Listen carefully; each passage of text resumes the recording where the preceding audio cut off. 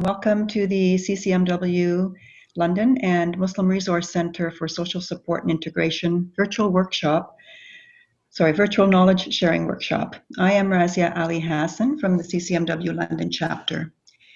Before we begin, I would just like to do the land recognition. We acknowledge that this is sacred land upon which we are privileged to live and work. We recognize the deep connection and the long-standing relationship between Indigenous peoples and the land of Southwest Ontario and of London. This land is the traditional territory of the Anishinaabe, which includes the Ojibwe or Chippewa Nation, the Haudenosaunee, also known as the Iroquois, which includes the Oneida Nation, the Lenape, also known as the Delaware, the Attawandaron, also known as the Neutral, and the Wendat, also known as the Huron peoples. Most recently, this land in the area we call London is the territory of the Chippewa of the Thames, the Oneida of the Thames, and the Munsee Delaware Nation. There are 11 First Nations communities in the region of Southwest Ontario and over 120 in the province as a whole. We are deeply grateful to have the opportunity to be in this place. We acknowledge that this is just the beginning of a process, and we commit to a continued journey of listening, learning, and building relationships. Joining us today from the London chapter is Tarannum Khan, and from the Muslim Resource Centre for Social Support and Integration are our facilitators Hina, Nicola, and Zahra. Also joining is our lawyer Lina Jalani from Kuti and Associates. Also with us is Abdul Fattah Tawakkol from the Muslim Resource Centre. We hope this is going to be an interactive workshop and welcome your comments and questions. Tarannum will explain how to ask questions and share your thoughts. And these may be read by the facilitators during the workshop. Thank you.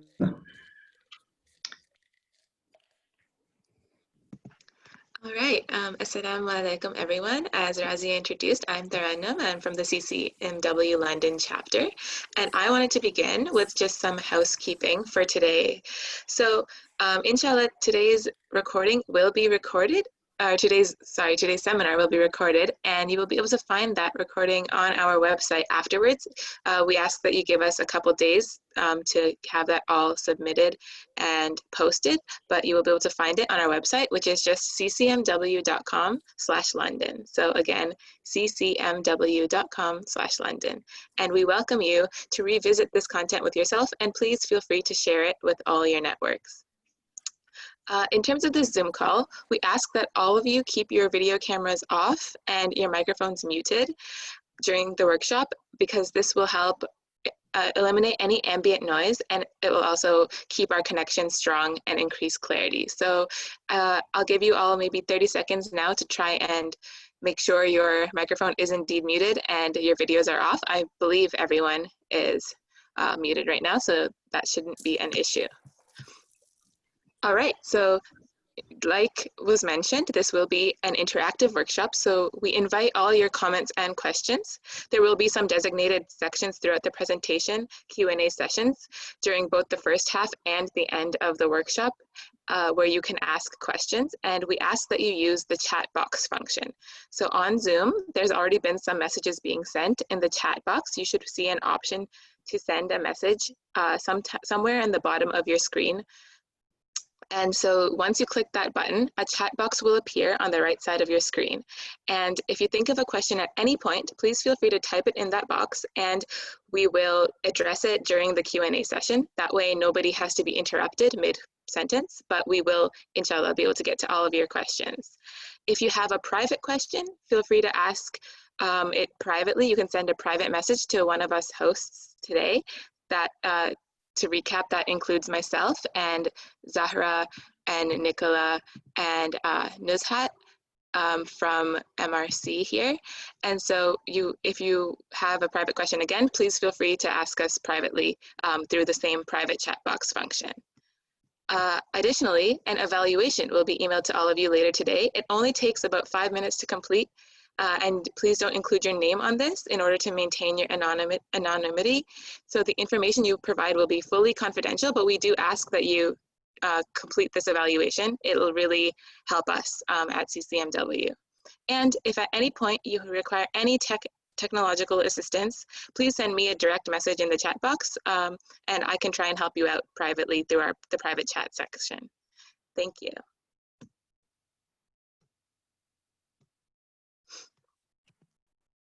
All right, before we begin, just for us to get to know you all a little better, we'll do a quick poll on asking where you guys are located, where are you coming from? So we've got London, Middlesex, GTA, Halton, Kitchener-Waterloo, Niagara, Ottawa, and outside of Ontario. So if you could just quickly submit that poll, that'd be wonderful.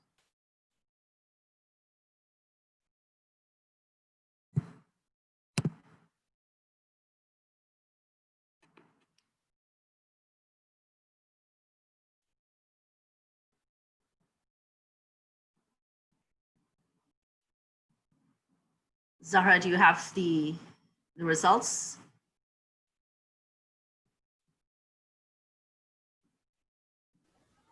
I don't think folks have all answered yet. Oh, So, yeah, let me no worries.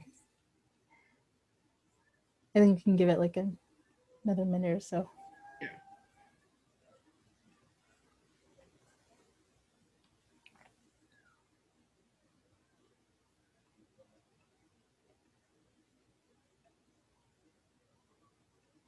All right, so I'll end the poll now and we can launch.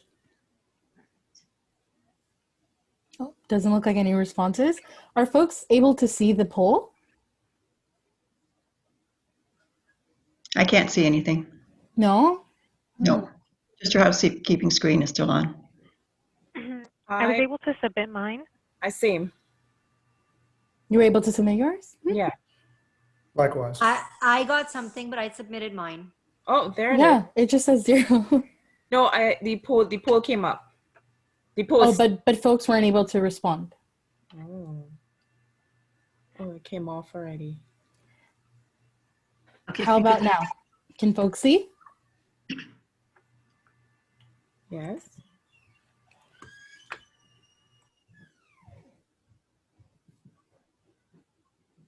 I saw it. I submitted mine. Yeah, so once you select, it'll go away and then I share the results. But it doesn't say anyone's voting, which is okay. It looks like a few people have said they saw it and responded and submitted. So maybe it's just a delay on the Zoom part. Yeah, most likely. Depending on the device you're on, you also might not necessarily have access to the poll, but in which case, please be patient and Zahra will share the results anyway, so you still get to participate in that sense. Yeah, so it still says 0, but that's okay. We can move on. So just on our end, it came up and it had 42% London and Middlesex area. Oh, did it? So yeah, because I saw that on my end, yeah. And again, it's up. Okay. Do you mind reading out the results? So you said 42%. So it says, yes, 42% London and Middlesex area, GTA 35%, Halton 13%, Kitchener and Waterloo 6%, outside of Ontario 3%, Niagara and Ottawa, sorry, there's no attendees. Perfect. Thank you, Nicola. You're welcome.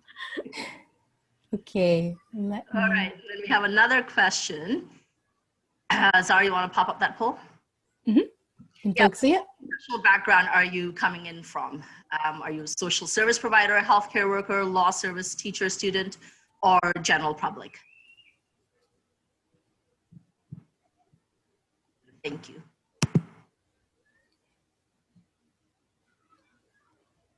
Yeah, so I'll give that just a few minutes and if folks can read out the response, because I don't see the results for some reason. It's okay.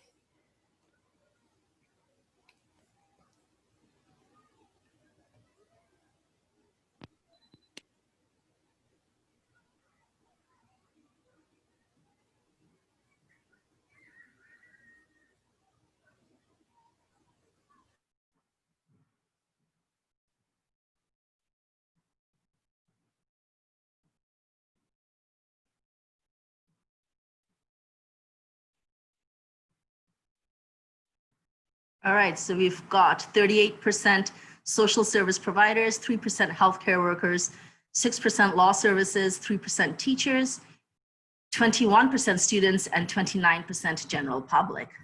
Awesome. Thank you so much, everyone.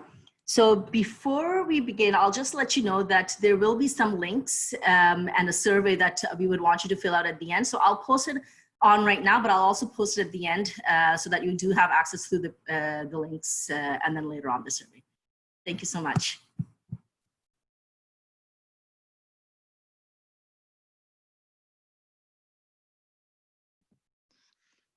All right. So a question did come up that you can only see housekeeping on your screen. That should be the case for the most part, as that's the screen that's being shared, but there might be alternate viewing options in a corner of one of your screens, or as a button just to click to be able to see the person who's speaking. But for the most part, right now, there's just a main screen being shared, and if you can see that, that should be fine. And all right. Yeah. And yes, this whole presentation will be recorded, and so you'll be able to get access to the slides afterwards. So I wanted to also continue on a little bit and describe and share with everyone here what CCMW is. So the Canadian Council of Muslim Women is a national nonprofit organization, and it's committed to attaining equality, equity, and empowerment for all Muslim women in Canada. It was founded in 1982, and the organization works to promote Muslim women's identity in the Canadian context. So for more than 37 years, CCMW has proudly advocated on behalf of Muslim women and their families and developed national projects that enrich the identity of Canadian Muslims, encourage civic engagement, and empower communities. During the past several years, CCMW has undertaken numerous initiatives to inform Muslim women, the legal profession, community service agencies, policymakers, and just the general public about the differences between Muslim family laws and Canadian family laws. This workshop is just an example of that. So previously, CCMW has published Muslim and Canadian family laws, a comparative primer in English and French, and a series of booklets in several languages on family law topics to further its public education efforts. Our latest project in this field, Muslim Women's Family Law and Legal Rights, is updating these documents and disseminating them via knowledge-sharing workshops within different cities across Canada for Muslim women, community service providers, the legal profession, and the general public. In 2003, CCMW took the lead in establishing a coalition against religious arbitration. This was composed of over 50 sister organizations, including the National Association of Women in the Law, METRAC, and the YWCA. The No Religious Arbitration Movement and CCMW's work represented an array of complex issues and events. So we were successful in that the government of Ontario made a decision to disallow the use of religious family laws under the Provinces Arbitration Act. So CCMW advocated for one set of laws to be applied to all, regardless of faith, ethnicity, race, or culture, under the existing family law legislation. And CCMW believed that the use of religious laws through private arbitration to settle family matters under the Arbitration Act violated the hard-won equality rights guaranteed under the Canadian Charter of Rights and Freedoms, and had the potential of creating a two-tiered, fractured justice system. CCMW was compelled to inform Muslim women about the choices they have available to them within Muslim and Canadian family laws, and simultaneously educate individuals and institutions that assist them or work with them to resolve family disputes. CCMW is composed of a national board from which we have representatives here today, namely Nizhat Jeffrey, I think, if you can see. So if you have any questions, she is here from the national board to be able to address those. And additionally, CCMW has 15 local chapters made up of members whose passion and hard work is to advance the vision of the organization within local communities. And to learn more about this organization, please feel free to check out our website. Thank you.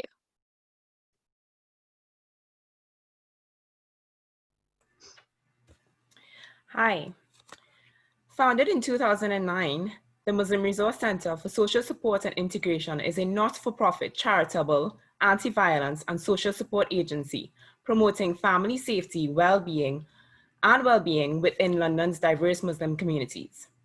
MRC's mission is to provide culturally integrative services that builds capacity to help individuals, families, and communities to overcome challenges, manage conflict, and ensure safety and well-being. At MRC, we offer counseling and social support services, evidence-informed family-centered programs, community engagement and development, and public education. We also engage in groundbreaking research studies that span the areas of domestic violence and resilience in youth.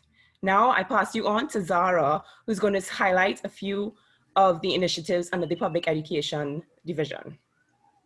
Assalamualaikum everyone. So as Nicola mentioned, I'm with the public education team at the Muslim Resource Center, which develops and leads initiatives that address gender-based violence and family violence through strategies of community-based education and prevention. So a lot of this you'll often find on our social media page through informative posts, community leadership through programming, and then capacity building through workshops and trainings like this one. We currently run virtual programs for women, young men, and girls all around raising awareness on gender-based violence, and then following with projects that build leadership and mobilize some of that learning. We also have a few toolkits in the planning stages. Along with developing some of those toolkits, we're hoping to train faith leaders in our communities to support survivors of violence and perpetrators and hold perpetrators accountable. So we're really excited to do this presentation because it really aligns with some of our goals in terms of empowering women through education. If you're interested in some of the work that we do, you can follow us on social media. We have some of our handles on the slides, but we also, Hina shared some links in the chat box, but we will repost them later on as well. Yeah, so you can move forward. So, oh, I think that's, yeah, off to Taranum and Razia. All right. We wanted to take some time to introduce some of our wonderful facilitators. So firstly, as you just listened, we have Hina Islam. And so Hina is a child and youth worker who has devoted the past 4 years working extensively alongside youth with different challenges and specialized needs, including behavioral struggles, trauma, and learning disabilities.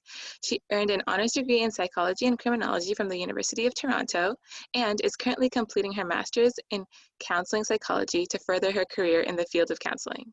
Over the years, Hina has been actively involved with MRCC and as a social support worker and as a youth group programming leader.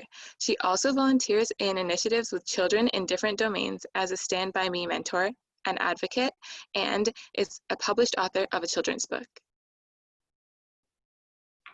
Thanks, Taranum. Now the bio of Nicola.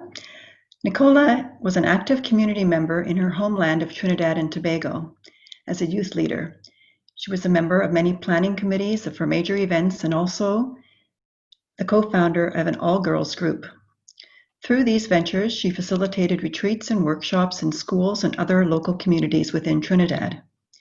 Professionally, she worked in the private sector for many years prior to her move to Canada.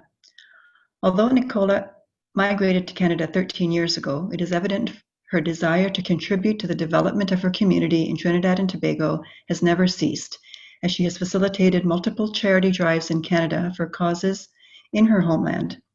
In pursuit of her higher learning, Nicola graduated from Western University with a bachelor's degree in psychology and media, information and technoculture. Furthermore, she holds a social service worker postgrad diploma from Fanshawe College and currently works at the MRCSSI as the Strengthening Families Program Assistant and Trainer. Thank you. And now introducing Zahra, who you've all heard from as well. Zahra is a project coordinator on the Public Education and Community Programs team at the Muslim Resource Center. She's a social worker from Toronto and a Ryerson University graduate. Zahra has a passion for community organizing and capacity building. Much of her work at MRC centers around gender-based violence content development and deliverance for various public education platforms such as social media campaigns, community programming workshops, and trainings. She is honored to be able to continue building capacity through knowledge sharing this afternoon. Okay, we are very pleased to have Leenat Jalani joining us today. Leenat graciously stepped in when Najia Mahmood discovered that she had a scheduling conflict today. Najia is based in London and practices solely in the areas of family and child protection law, and she accepts legal aid certificates for family and child protection matters and is approved to accept domestic violence certificates for 2-hour consultations. Sorry, just give me a minute.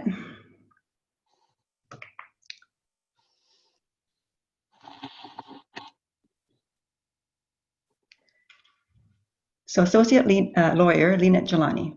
Lynette Jelani is an associate lawyer at Cuddy and Associates, practicing in a broad range of areas, including family, wills and estates, corporate, not-for-profit, litigation, and human rights. She is also a legal commentator with the published op-eds in the Toronto Star and the Daily Lawyer. Lynette holds an honors BA from the University of Western and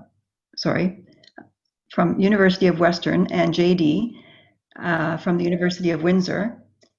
She was one of the only five up-and-coming young Canadian leaders to accompany Prime Minister Stephen Harper to the APEC CEO Summit in Bali, Indonesia in 2013.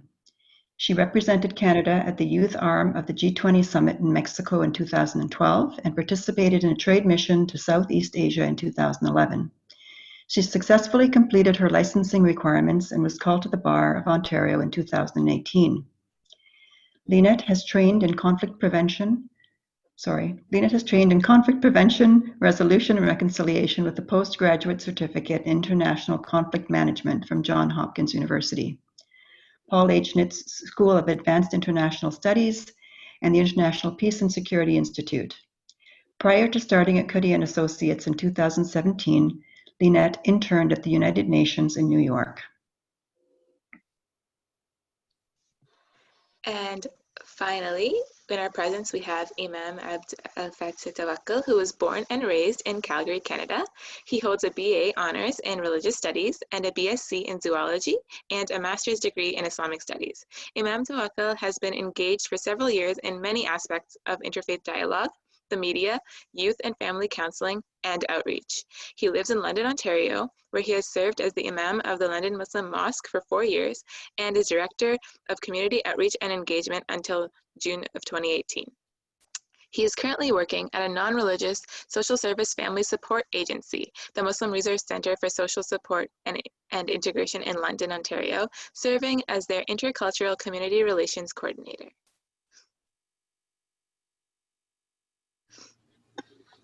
All right, thank you, Turnham and Razia.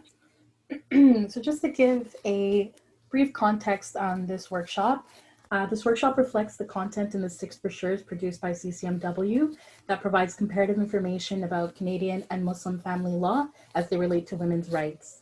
So the topics covered in these brochures are marriage, divorce, custody and child support, family property and spousal support, domestic contracts, and inheritance. The content of these resources is based on the Muslim and Canadian Family Law, a comparative primer published by CCMW. So we have the links to both the brochure and the primer in the chat box, but we will also, as I mentioned earlier, post them again. So the goals of this workshop is to support Canadian Muslim women in making informed choices in the area of family law in Canada. And so we hope these resources will also be of assistance to professionals who work with Muslim women in the family court system, students who would like to learn more about these issues, community-based service providers, as well as just women in general. We did want to make a disclaimer that the information presented today is just that, it's information, it's not legal advice, and should not be interpreted as such. So if you're someone you know is dealing with the family law issue, it's important to meet with a lawyer and discuss the situation so that you can receive actual legal advice. The workshop and the brochures are not a replacement for legal advice. And if you want to find out more about the sources and the validity of the Muslim law and legal opinions referred to in this workshop, you should consult the Muslim and Canadian Family Laws Comparative Primer. It's also important to mention that laws in the public system are in a constant state of flux as they are changed to adapt to the times. So what you hear in this workshop and what you read in the brochures is accurate to the date of the publication. So you're encouraged to verify that information contained in the documents and about Canadian laws as it's current to the current time that you're reading it or hearing it. So a brief overview of how today is going to play out. We're going to begin this workshop by giving a brief overview of Muslim law and then Canadian law and then its applicability. We'll then share a video with the scenario and pose discussion questions to you in relation to the scenario as it relates to the 6 topics that we mentioned earlier. We want this workshop to be a safer space for folks to discuss. So any questions related to Canadian law will be addressed by Lina Jalani, and any questions related to Muslim family law will be addressed by Imam Tufa Tawakkal. Okay, 1 second.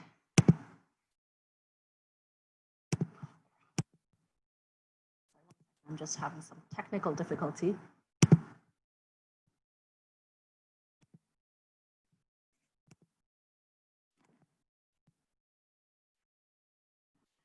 So I will be talking about, sorry, can you see me? Can you hear me or see me, sorry? We can hear you, but we can't see you. Sorry, yeah, I can see you. Okay, perfect. So I'll be talking about Muslim law and Sharia and what it actually constitutes. This is a very brief and general description. So divine revelation is the fundamental source of Muslim law. And divine law is represented through the Quran, which is the text, Arabic text reflecting the word of God, as well as Sunnah, which is reflected in the records that indicate what the Prophet said, did, or refrained from saying or doing. So besides the Quran and the Sunnah, other sources of law in the Sunni tradition include the consensus of the community and the analogical reasoning. And in the Shia tradition, the pronouncements of the Imam, which are the religious leaders in Muslim community, are also considered authoritative. Next slide, Sahra. All right, so in Muslim law, we have 2 things. We've got Sharia and we've got fiqh. So Sharia constitutes of divine laws in their ideal and perfect form as have been revealed in the Quran and the Sunnah, which God requires humans to live by. So they're infallible and not susceptible to change. Fiqh, on the other hand, is the human endeavor to derive those rulings from the primary source text through qualified scholarship. So although there are variations in the scholars' interpretations, if there is a consensus regarding something based on qualified scholarship, then it is considered infallible. Next slide, yeah. So whereas the Quran does include verses that contain rules pertaining to Muslim family law, the substantive body of Muslim law was developed by qualified scholars over the course of many centuries, which we just described as fiqh. And Zara, next slide. So there's no central authority that formulates the legal and ethical doctrines in Islam, but rather Muslims follow the opinion of jurists that's predicated on the assumption that those jurists are qualified scholars. The variation in these opinions have led to the different schools of Muslim law. Therefore, in general, Muslims are free to consider among the variety of opinions that are offered by the different schools of law. All righty, so I'm going to address Canadian law. Y'all can hear me, yes. In Canada, there are a number of different laws that address women's rights. The Canadian Charter of Rights and Freedoms specifically addresses the equal rights of women. Canada is also a signatory to international laws that speak to women's equality, including the Convention on the Elimination of All Forms of Discrimination Against Women and the International Covenant on Civil and Political Rights. Both of these documents provide equality rights protection for women, which takes precedence over the right to religious freedom.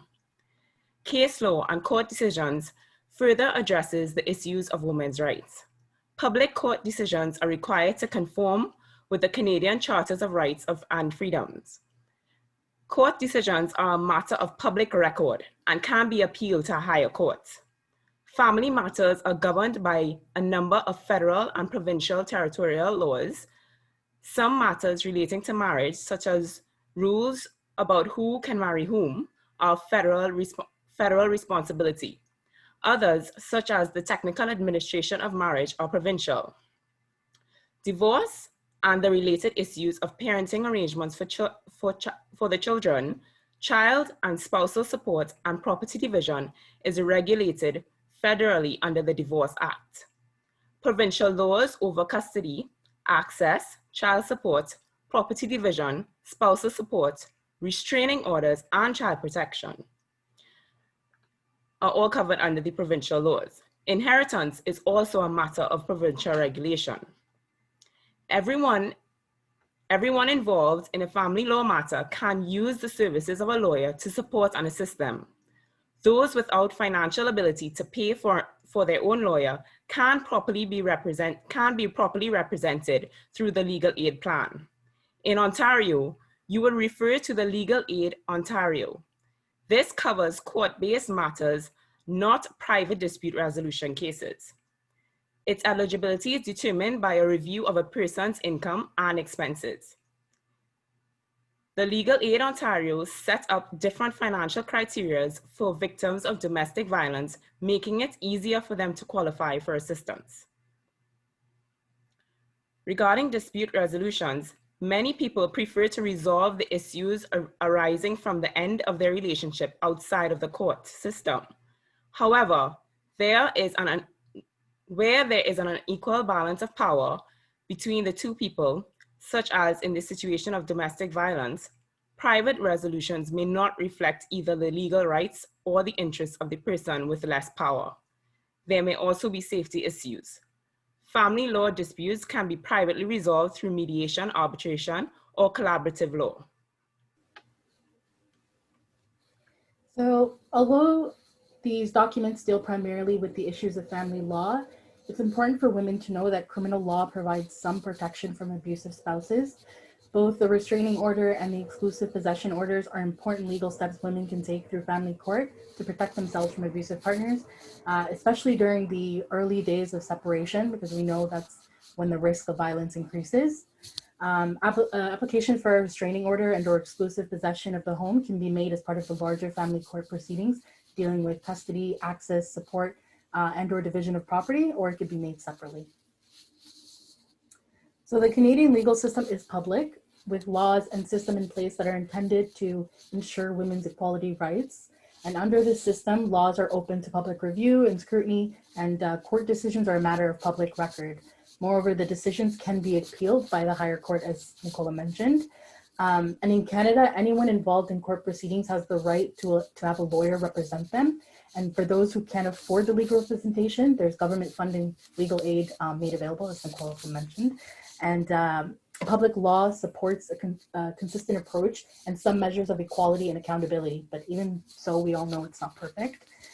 Private rules, including religious laws, do not offer those same protections. And they're not open to the public review and scrutiny, and those who interpret them are not accountable to the public in any way.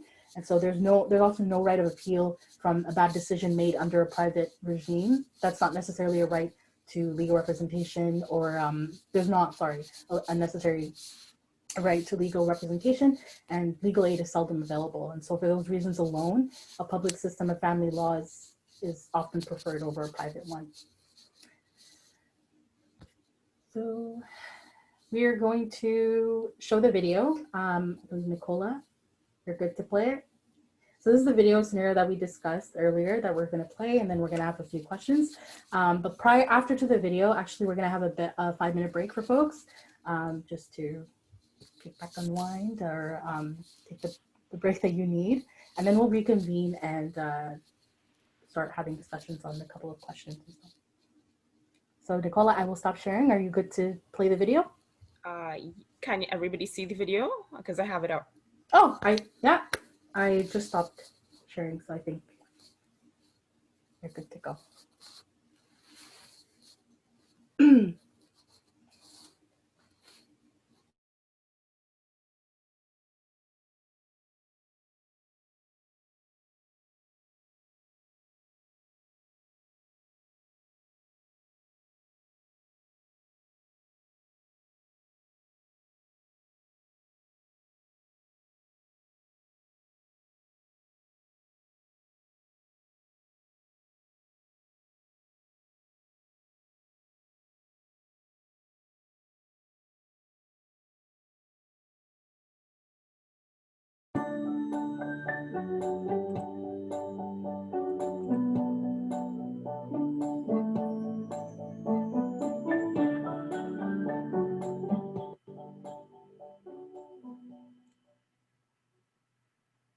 Yusuf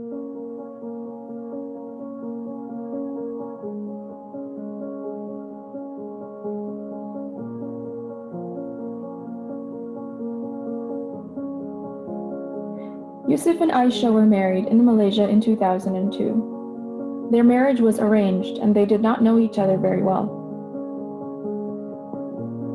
They were married in an Islamic ceremony and agreed on a mahr amount of $10,000, with $5,000 to be paid immediately and the remainder deferred.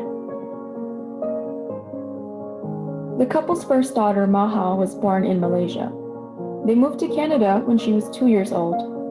Since then, they have lived in Quebec and Alberta. They moved to Ontario in July 2018. Their other 2 children were born in Canada, their son Rehan and their youngest daughter Hannah. Their marriage has been very difficult since they moved to the country. Yusuf does not understand or accept the rights that women in Canada have, and Aisha would like more independence and freedom. Yusuf makes good money working as an engineer. Aisha has been at home with the kids, but would like to go to work, now that their children are in school full-time. Yusuf does not want Aisha to work and has become even more controlling of her. They live in a house that is registered in his name alone, and all the bank accounts are in just his name. He provides Aisha with a monthly allowance. While Aisha is the primary parent of the household, Yusuf is the disciplinarian, and he can be quite strict. He uses corporal punishment with the children, which Aisha does not agree with. There are also many tensions between Aisha and Yusuf about their 15-year-old daughter, Maha. She wants to go out with her friends and go to parties, but her father will not permit this. He also wants Maha to dress more modestly, but she wants to dress just like her friends.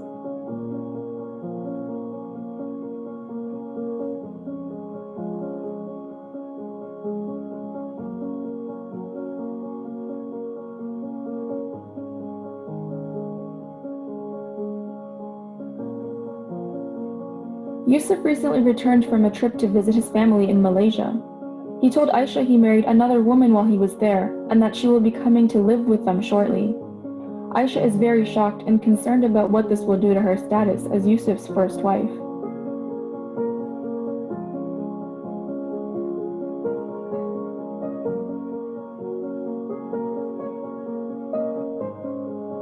Since getting home, Yusuf has talked repeatedly about taking Maha to Malaysia to marry his cousin's son. He says this would be very good for the financial situations of both families. Also, if Maha were married and living in Malaysia, they would not have to worry about her getting into trouble with boys here in Canada. Aisha is opposed to this and is thinking about leaving Yusuf to protect her daughter. But she wants to know what her rights and responsibilities would be, and whether she would have enough money to support herself and the children.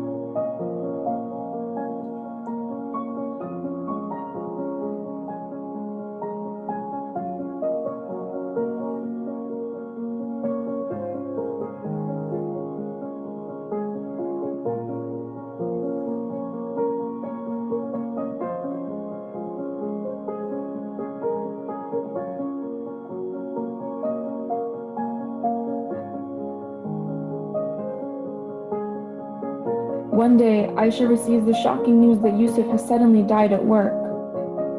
Neither Yusuf nor Aisha has a will.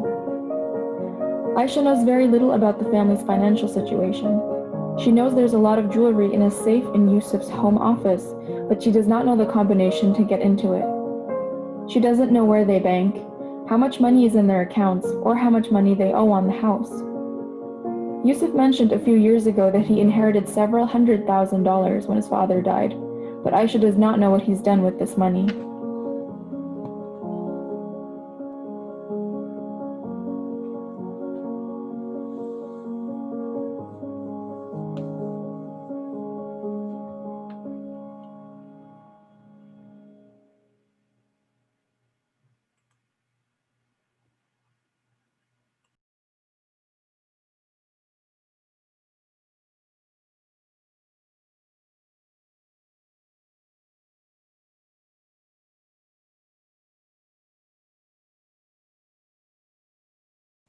Okay, so we're going to take a 5-minute break and come back to the scenario then. Can I just say something? It's Nizat here. Mm-hmm. It's really critical for you to read that disclaimer on the video, please, because we know, I mean, we know that it's important for people to understand what the purpose of the video is. I was going to read that when we resume and before starting the questions. Excellent. Thank you so much. Thank you. Perfect. Thanks.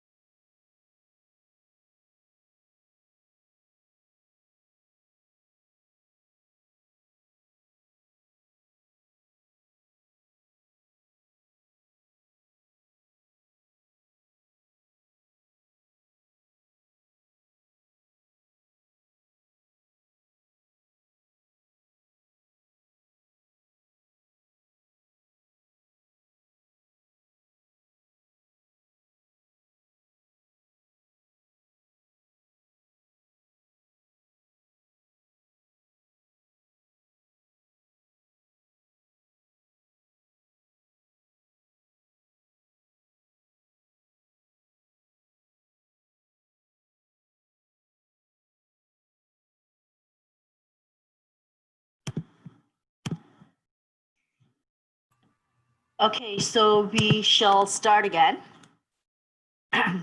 So before we start, I will restate the disclaimer that was in the video. So the scenario script and the scenario video are owned by the Canadian Council of Muslim Women, CCMW, and cannot be recorded, reproduced, or distributed. The scenario is completely fictional with the sole purpose of anchoring participants in interactive discussions to engage with the workshop materials. The CCMW is vigilant of racial, gender, and religious stereotypes used against and within Muslim communities and strictly disallows the scenario, script, and the video to be used to perpetuate the very stereotypes we strive against. For this reason, both the scenario script and scenario video are prohibited from being accessed beyond the scope of this workshop. Thank you. So let's just focus on the marriage and the beginning part of the video. The questions related to that, some of them could be answered in a poll. So when a poll pops up, please do answer that. Otherwise, we do have a discussion. Then we do have Sheikh Tawakkul and Lina Jalani to be answering those questions. So the first question is Yusuf and Aisha's marriage legal in Canada? If you can please answer that poll question, that'd be wonderful.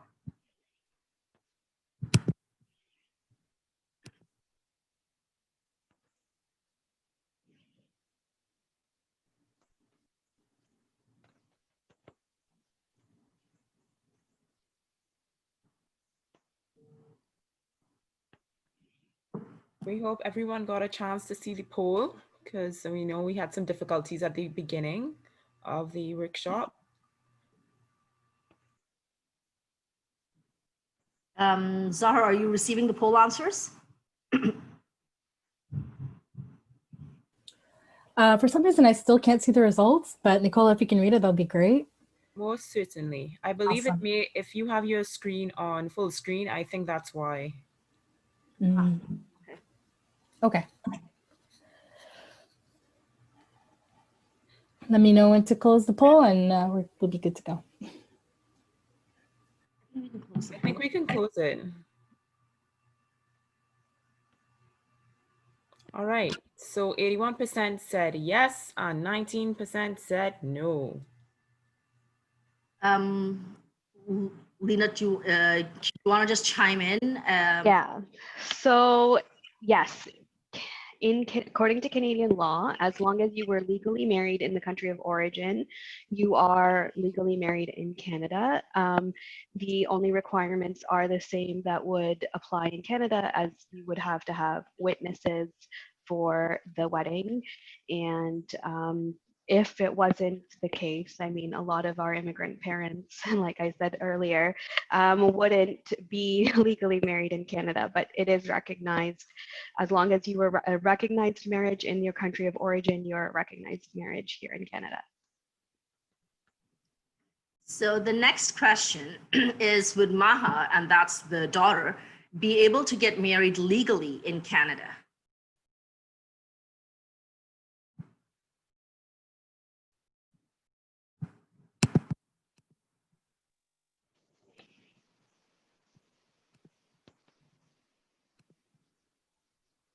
And just as a reminder, Maha is 15 years old.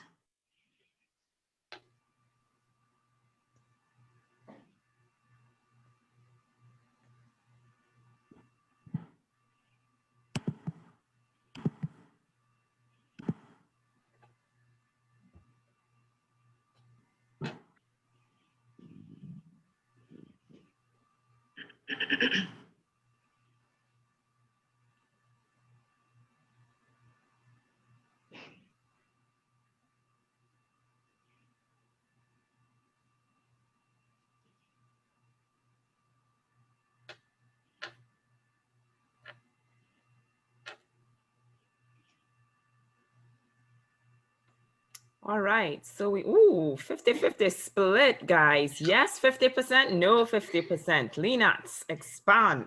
So under Ontario's Marriage Act, any two people over the age of 18 may marry. That includes same-sex marriages. And if either party is between 16 and 18 years of age, the couple may marry with the written consent of both sets of parents. And so that means that Maha, being 15, is not able to legally marry in Canada. And some regulations may vary based on what province you are, but in Ontario, Maha would not be able to legally marry because she is 15 and not yet 16. Thank you. So we. Okay, so the next question. Oh, and by the way, there are some questions popping up on the chat. And so once we're done this set of questions, we will go to the chat questions and answer those. All right, so the next question is, if Aisha wanted a divorce, could she apply for one?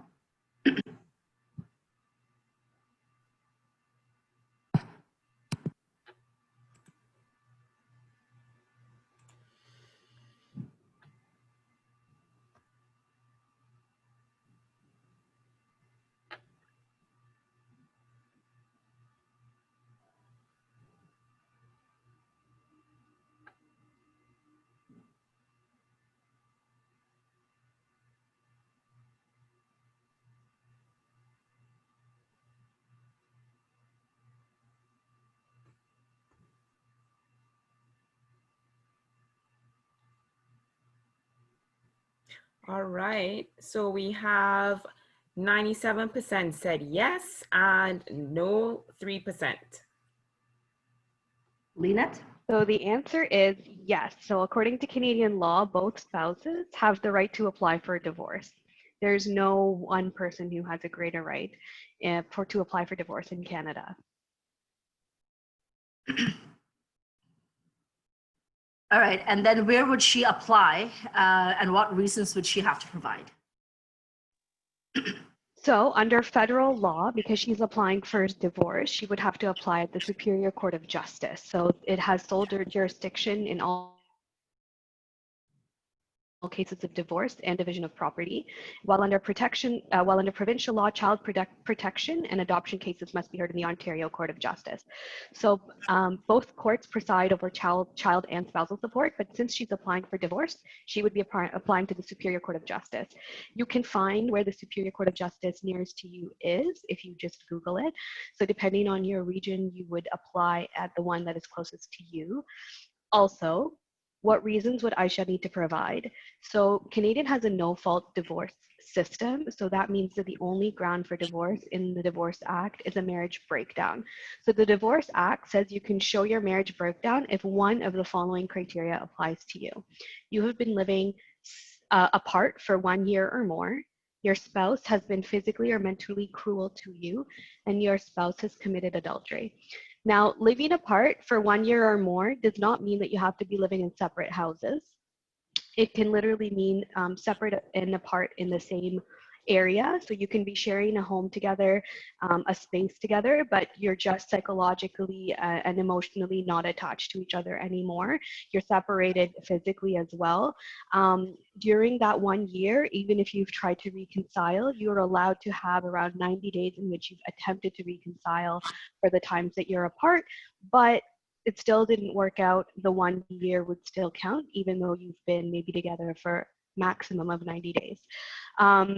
Again, the third criteria, which your spouse has committed adultery, is not used very often in Canada. And technically, I would think that majority of the time, instead of trying to prove adultery in a case, your lawyer might just be advising you otherwise for a reason in which to apply for divorce, but definitely consult your lawyer in such a scenario. So for reasons that for her to provide, it would just be a marriage breakdown. She doesn't need to explain herself further if she doesn't want to. And sorry, I just wanted to also thank the organizers for including me here. I just jumped right into the answers, but thank you so much for including me to participate in this workshop. So I'm really grateful to be here and excited to answer all the questions. No, thank you, Lynette. We're lucky to have you here. All right, this next question is a more Islamic family law question. So maybe Sheikh Tawakkul could chime in. So if Aisha would like an Islamic divorce, what would she have to do? Bismillah. So I'd like to echo Lynette's words of gratitude. Thank you for allowing me to be a part of this. In terms of answering the question, to get an Islamic divorce, it can be obtained in one of three ways. Either there is a clear pronouncement of divorce, and that usually has to be given by the husband. And I say usually because it is possible at the beginning of the marriage to include in the marriage contract a clause that would allow the woman to divorce herself if both the husband and the wife agree to that. And so that can be conditional or unconditional. That's one way in which she can obtain a divorce. Now, if the husband refuses to give an Islamic divorce through a clear pronouncement, and there was no condition stipulated in the original Islamic marriage contract giving the wife the right to divorce herself, whether conditional or unconditional, then she would have to have recourse to either an Islamic judge or a magistrate. And in the absence of an Islamic judge or magistrate, then there would be a council of religious scholars who would be able to adjudicate between the two, and that if that there are grounds for divorce, then the Council of Muslim Scholars would be able to issue that divorce in this case. Of course, there are a lot of nuances in terms of, you know, if the husband, say, for example, agrees to doing a civil divorce, would this count as an Islamic divorce? And that depends on the intention. But basically, those are the three ways for her to obtain a divorce, either through a clear pronouncement or through an Islamic judge, and in the absence of an Islamic judge, through a committee of religious scholars that would be able to adjudicate and then issue an Islamic divorce. Right, perfect. Thank you so much. Now, I'll just quickly go over the questions that were posted in the chat. If the divorce was finalized outside of Canada, how can I make it legal in Canada? Lena, I think this would be for you. So it would depend on which country, and I would definitely talk to your lawyer if you are getting a divorce pronouncement outside of Canada. Again, you would hopefully try and get something that is of a certificate of divorce that you could then take to the Canadian court system here and get a transfer of divorce. So it depends really if that country that you're getting the divorce from, their sort of certification for divorce would be accepted in Canada. You would consult a lawyer in that case and then get that divorce transferred to Canadian law with using sort of that certificate of divorce and then applying for that as a status here in the court system. Okay. And then these next two questions are, I'm guessing, posed towards Sheikh Tawakkul. It's in Canada, imams do not grant Islamic divorce unless she's divorced by Canadian law. And then the next question is, what about the khula process? Right. So when it comes to the imams or a council pronouncing a divorce, it would be in the form of what's called a fasakh. And you're right that in Canada, imams will not, or a council will not provide that until the legal and civil divorce is in place. And so actually that would be the first step, that once the civil divorce has been finalized and been issued by the courts, then a woman would be able to pursue the Islamic divorce. When it comes to the khula, the khula is a type of divorce that is initiated by the woman, but at the end is in the agreement of the man. And so the way that that happens is that the woman would give some form of financial compensation or to give up her right for her mahr. And that is only, of course, under the condition that there were no grounds for divorce. Okay, if there were grounds for divorce, meaning that if the husband was abusing the woman, then she has full right to demand an Islamic divorce while maintaining her right to her mahr. And so that's something that she, has the right not to give that up. But the khula, in terms of the Shari'i definition or the Islamic definition of it, is in which the woman gives some form of financial compensation to the husband, and then he agrees to divorce her for that financial compensation. So at the end, the husband would still be the one to pronounce the divorce, in the sense that if he agrees to that financial compensation, then the divorce would take place. Thank you. And then we've got some questions that I think were posted before the video. One says, what do you mean by private regime? And can you expand on the formed coalition to fight religious arbitration? So I think what the question was that there was a few years ago a movement that said that religious arbitration, it was, I think, started by the Jewish community to allow for religious arbitration in family law.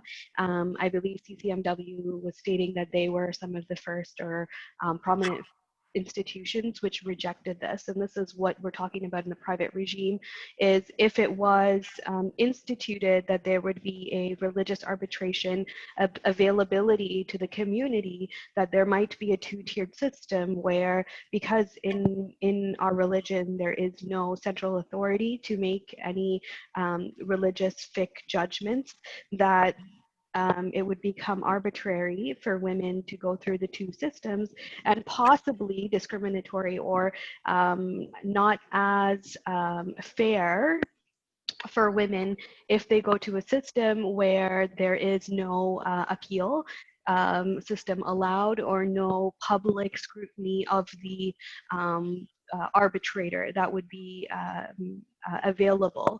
And therefore, I believe, and CCMW can correct me because I'm not a spokesperson for CCMW, was one of the leaders in trying to make sure that this would not happen, because it would be just to make sure that all of the Canadian laws are applied to everybody in an equal manner in regards to family law. But I think maybe someone from the CCMW team could answer that aspect of the question. Sure. So it's Nusat here. I'm the ED for CCMW. So we can tell you that you know, the alarm bells went off when we had heard that there was this talk about establishing a Sharia tribunal. It was very difficult for us to really understand what that would mean, who the adjudicators would be, how it would all function. And one of our, key concerns was that Muslim family law is not a codified set of laws that you could just go to, in your law books and say, this is what happens in divorce, or this is what happens with child custody or property and so on. So some things are, but many things are always up for discussion.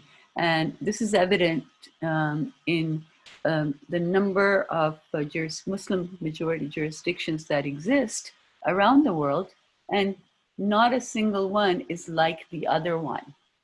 So if we live here in Canada, what were we going to use as a resource to adjudicate? So we were very concerned about the system becoming fractured, and also because Muslim family law in Islam is also based on equality and justice. We thought that it was very important to avail ourselves of the systems that were already in place in Canada, the equality provisions that existed within Canadian family laws. So, we were very concerned about a fractured system and very disjointed decisions that would become legally binding under the Arbitration Act in Ontario. So that was essentially where we were coming from. And while many communities across Canada have very qualified and learned imams and individuals available to them for consultation and advice, that was just not the case, at the time. And even today we have situations where we hear from women where the advice that they're getting sometimes is really difficult, and they're often verifying, their rights under Canadian and Muslim family laws. So I think, there were many reasons for this, but I don't want to get into a debate, but that was the situation at the time. And there was a lot of concern, within women's organizations as well. So they joined with us in making amendments to the Arbitration Act. So those amendments were made back in the 2000s, and they're still in effect. And there has also been a lot of improvements made to the family law system as a result of those amendments to the Arbitration Act. I'll stop there, otherwise we'll take up too much of your valuable time. Thank you. All right. Do we have time to do one more question, then move on to the next, or shall we just move on to the next? Zahra? Nicola? Yeah, I think we should move on to the next. Sure. And I just want to remind that the goal for this workshop is knowledge sharing and not to actually have a debate. So yeah, just to keep that goal in mind, please. Thank you. All right, can we have the next slide, Zahra, please? All right, so I'll just restate the change in scenario, the new information that we got, that Yusuf recently returned from a trip to visit his family in Malaysia, and he told Aisha that he married another woman while he was there, and that she will be coming to live with them shortly. So Aisha is very upset and concerned about what will this do to her status as Yusuf's first wife. So the first question is, polygamy legal in Canada? And the poll is up.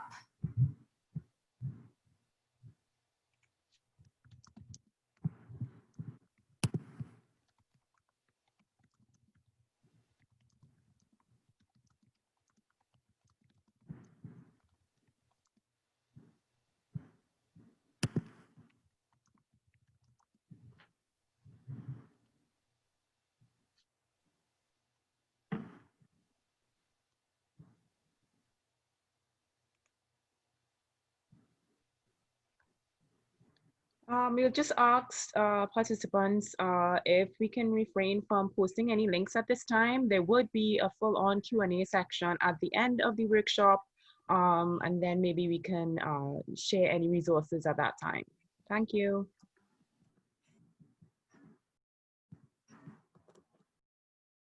All right, so 11% said yes and 89% said no. So could I get Lynette?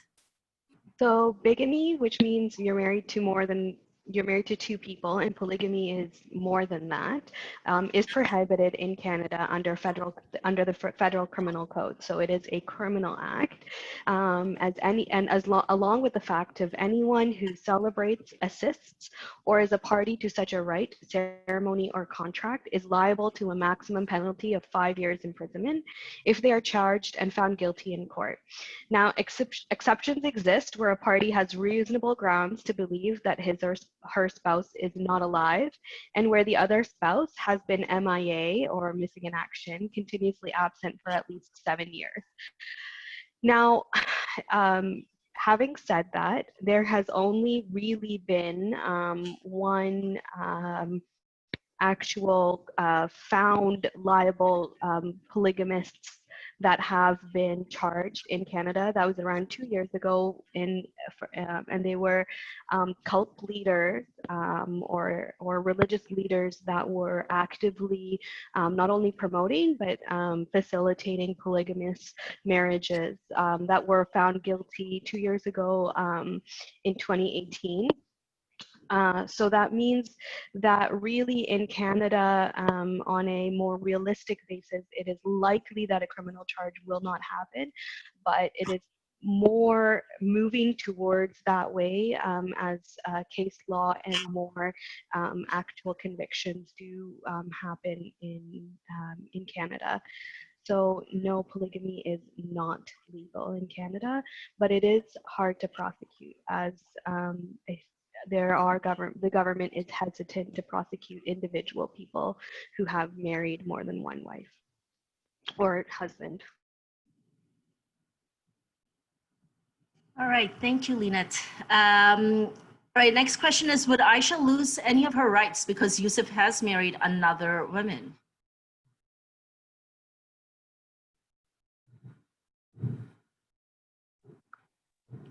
Yeah. Is there a poll for that, or I don't think there's a poll, but if people want to answer the question, they could put it in the chat and I can read it out. Otherwise, Lynette, you can just let us know. Okay, so since a woman has entered into a polygamous marriage in a country that recognizes polygamy, she may have some rights in Canada, for example, to spousal support and possibly a share of her spouse's property in the event of a divorce. Now, that is a very big if. Would Aisha lose any of her rights because Yusuf married another woman? Likely not, but it could be the case where this other woman who's legally entered into a polygamous marriage in a country that allows polygamy might have some spousal rights in such a case. If they have any children from this marriage, those children will obviously, in a case of a marriage breakdown, have rights to child support, but that's in any case of legitimate or illegitimate children, generally speaking. But for Aisha, she would not lose any of her rights, technically speaking. Okay, and then the next question, I guess it's for both Sheikh Tawakkul and Leenat. How would the situation play out for the other wife if she was already in Canada? Do you want to go first? No, please go ahead, and then I can chime in. So aside from the fact that this is an illegal act in Canada, this woman who would be entering into a marriage in Canada as a second wife needs to know that she would not have the same rights as a woman of equal status under Canadian law.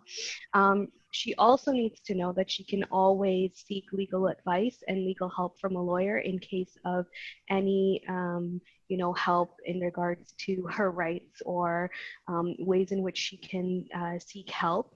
She should also know that she can always seek help in case of a domestic violence situation, and always seek help with law enforcement or other avenues available to people in legal marriages, such as shelters, etc. She should know that just because she's the second wife, it doesn't mean that she has to be completely vulnerable in every scenario and situation that she faces, because that is a lot of the times a threat a partner can do is you can't even go to the police.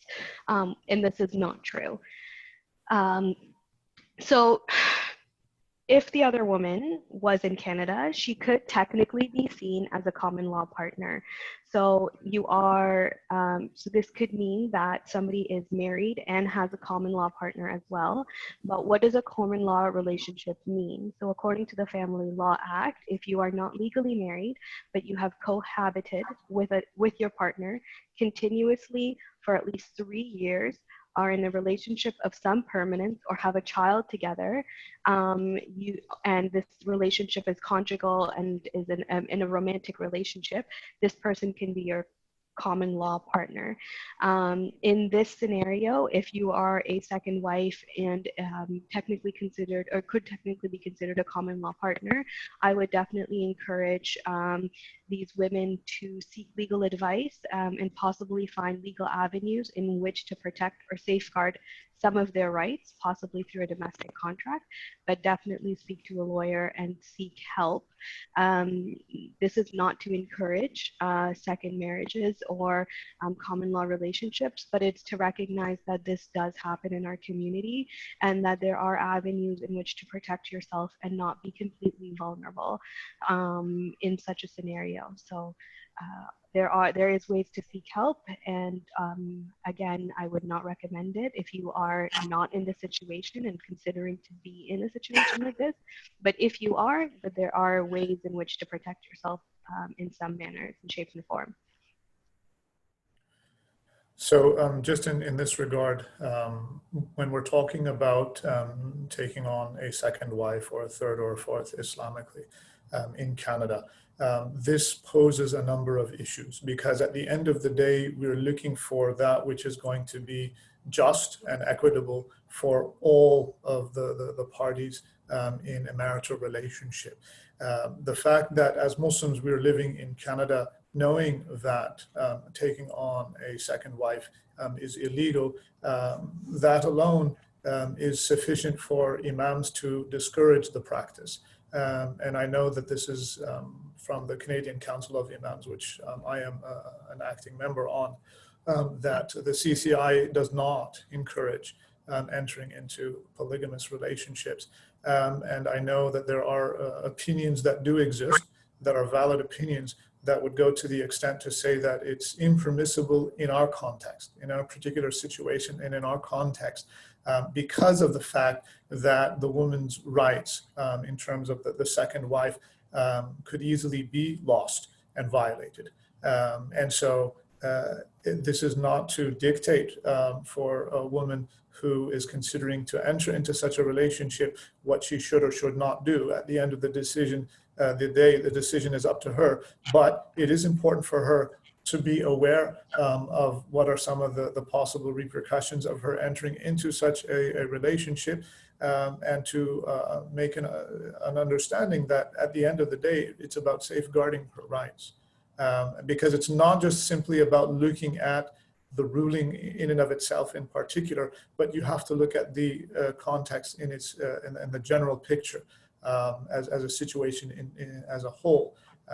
And so, you know, for a man to enter into such a relationship while, you know, saying that it's my Islamic right to take on a second wife, but then he ends up having to lie or to deceive his first wife, or that when the first wife finds out there's a major breakdown in the marital relationship, and so many aspects of that which are prohibited in Islam in terms of what ends up happening because of that. This is one of the reasons why there are some scholars who provide that ruling in our particular context in Canada, that to enter into such a relationship is strongly discouraged or disliked, and some would even go to the extent to say that it is impermissible because of the context that we're living in. Right. Thank you so much. So before we go to the next slide, I do want to make a disclaimer. We do apologize for the spam comments and content that was previously shared by no fault of the facilitators of this workshop. We do acknowledge that this is a sharing, knowledge sharing and a knowledge gaining workshop, and we do thank you for your patience and your understanding in this matter. We hope that it would not proceed. I believe one of our facilitators has addressed the situation, and I think we could proceed lightly and peacefully at this point. Thank you. Just to add to the last aspect of the common law relationship as second wife, and like Sheikh Tawakkol said, you don't have the same rights as a legally married spouse. Also, there won't be any inheritance rights for somebody who's in a common law relationship, or in the case of a marriage breakdown, no equalization payment in terms of the property either. So it is very important for that person to understand what their rights and what their rights are and are not in such a scenario, and possibly try to have some recourse through some type of domestic contract if they can, through a lawyer in which they are comfortable speaking to. Thank you so much, both Linat and Sheikh Tawakkol. Okay, now we'll pass on to, for the custody and child support questions. All right, so that is me. So we have a pop-up question. Under the Muslim law, does either parent have an automatic right to custody or guardianship?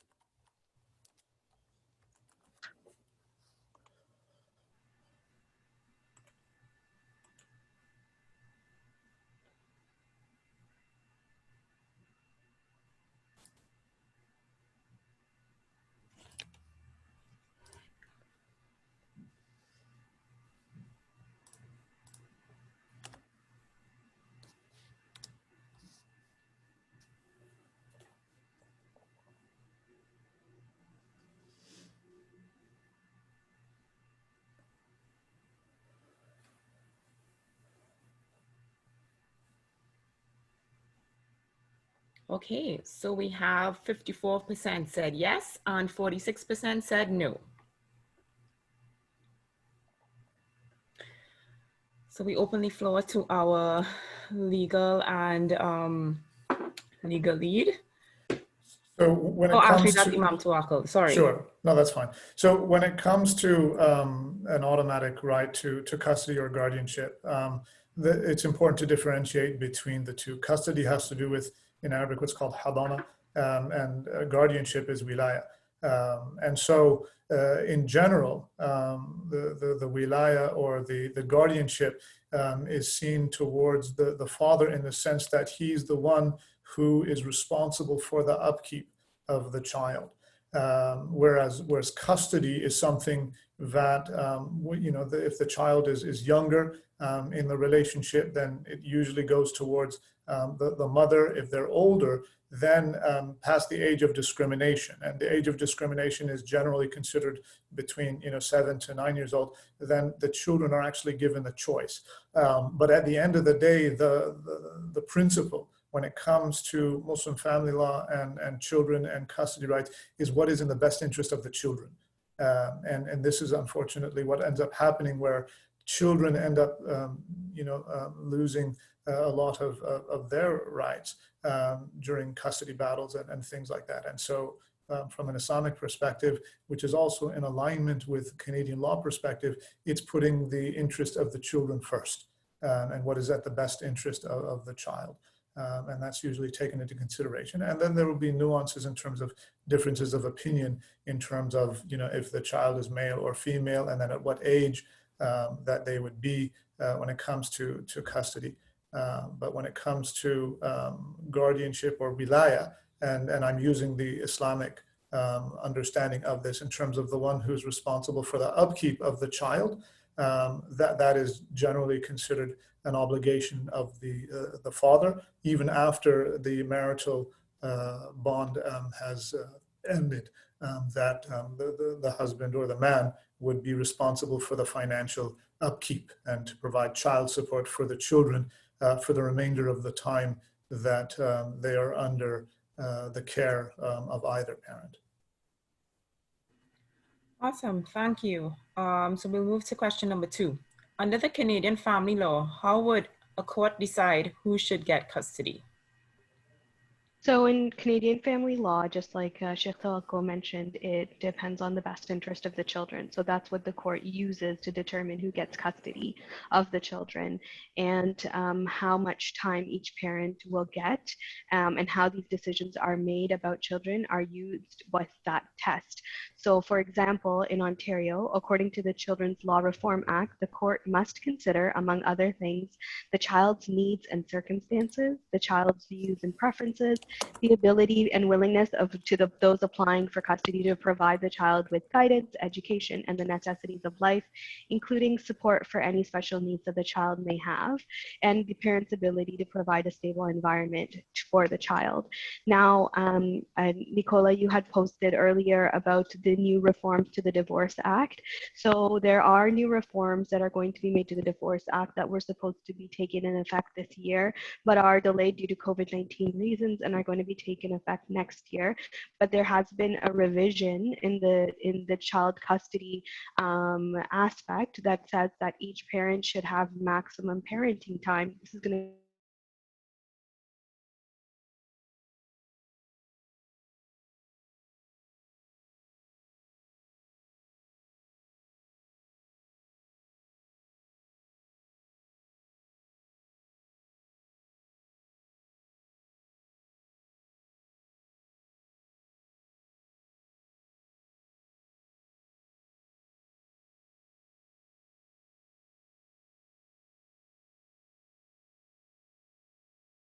determine child support amounts?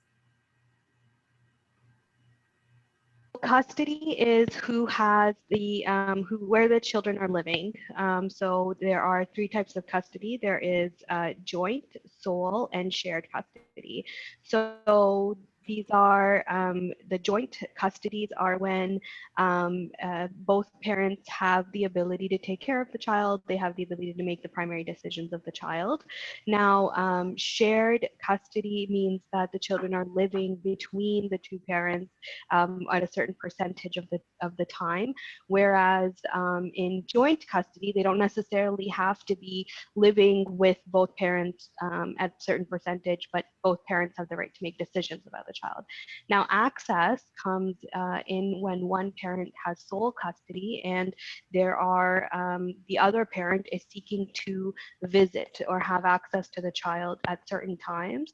Now, there can be supervised access or unsupervised access. This is usually in cases where that one parent has full custody for reasons of some type of, domestic violence or fear of some kind.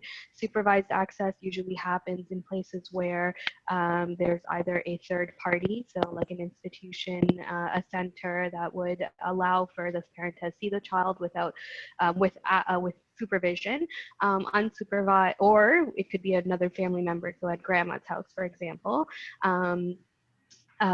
The other access is without any supervision at all, so the parent would get to take the child on trips or take the child or have time alone with the child. But access comes in when there's a sole custody of situation, but other custodies, again, joint would be not necessarily that the children would be living in two different places, and then shared is that the children are literally being shared between the two parents.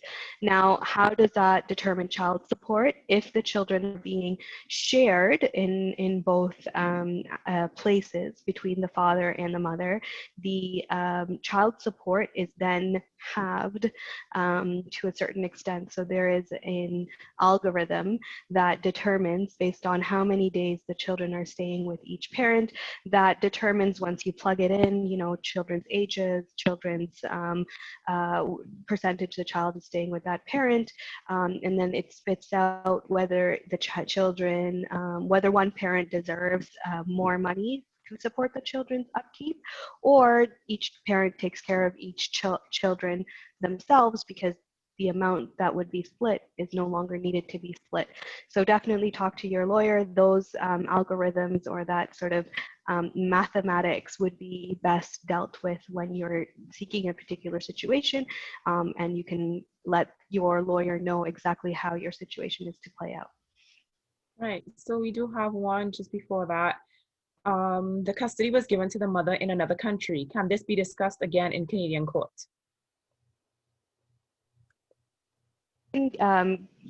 Sorry, yes, am I back on? Yes, okay. So you can use your custody order in another court, and it depends on what country it's from, but then take it to Canadian courts with the help of a lawyer and get that custody order reordered, basically. So get a new order in the country in which you're in based on the custody order of that other country that you're from. So yes, you can do that. You would need to reapply in court, but not, you would just need an affirmation of the order, basically. All right, question 3. What would Aisha be able to do if Yusuf took Maha to Malaysia without consent? This is a hard question for people to hear, but it is something that is definitely important to discuss. Now, Canada is a signatory to the Hague Convention on the Civil Aspects of International Child Abduction. So this treaty in general is the only multilateral agreement providing assistance in cross-border abduction by parents specifically, or more generally by everyone, but more specifically for parents.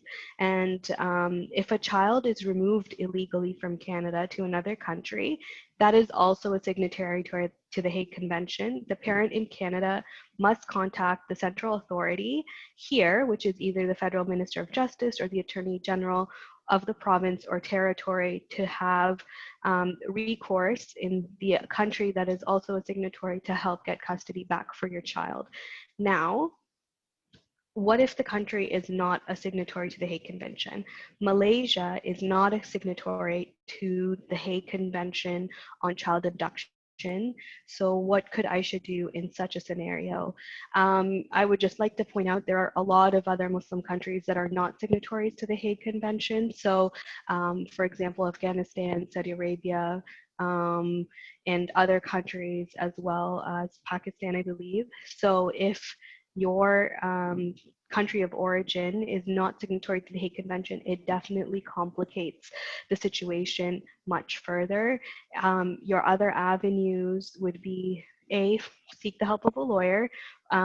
but would be to contact the consulate in that country, so the Canadian consulate in Kuala Lumpur, and try and access government avenues in that country in order to try and get access to your children.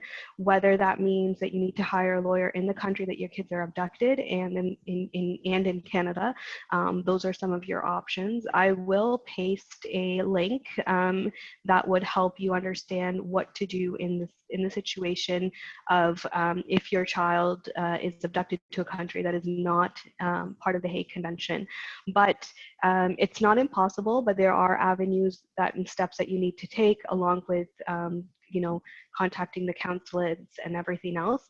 But along with that, you do have the ability to file criminal charges against your partner if they've taken them out of the country in Canada. However, you need to be aware that that could only further alienate you away from your children if you would do that. So those are things that you would need to discuss with your lawyer if it's a good idea to criminally to have your partner criminally charged in Canada if they take your kids out of the country. If they don't plan to come back, that might not be something that would help the situation. So definitely talk to a lawyer in this scenario. And if Aisha had somewhat thought or believed that Yusuf was going to take Maha to Malaysia before he did, then she would have many other legal avenues in which to secure Maha's passport or stop Yusuf or Maha from leaving the country with his children. If she feared that they were going to run away. So if you're in such a situation, make sure to talk to your lawyer and get orders or avenues in which you're securing your children's ability to stay in Canada, rather than do preemptive action, rather than having to do any action after your children are taken away. So that's definitely one thing that you need to be careful about.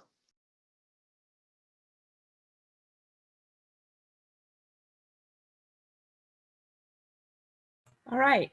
Under the Muslim family law, who would get the house? That depends on who the house belonged to. And so within Muslim family law, whatever property that both individuals have when they enter into the relationship, they're usually kept as separate. And so the woman has the full right and capacity to retain her own wealth. And so even if she's working, whatever money or wealth that she acquires, it's hers and hers alone. And the same applies for the husband, but keeping in mind the different roles that are played in the marital relationship, where the obligation of upkeep still remains upon the man as the maintainer of the home.